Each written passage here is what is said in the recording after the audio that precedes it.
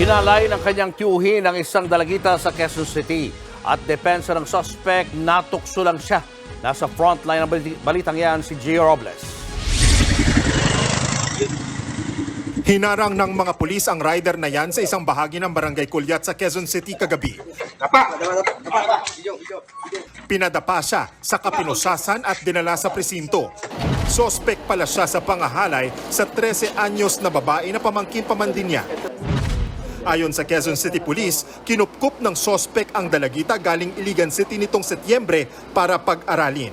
Pero ilang araw pa lang ng kupkupin, hinalay agad ng suspect ang biktima.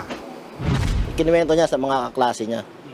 So yung mga kaklase, bilang concern na nga nila na babahala na rin sila dahil araw-araw nga ginagawa, isinumbong na sa kanilang advisor. Na dumulog naman yung advisor sa barangay. Nadakip sa follow-up operation ng suspect, umamin siya sa krimen. Ito na siguro. Siyempre magsisisi. Pamangkin ko yun eh. Bakit ho nyo nagawa? Hindi ko nga alam.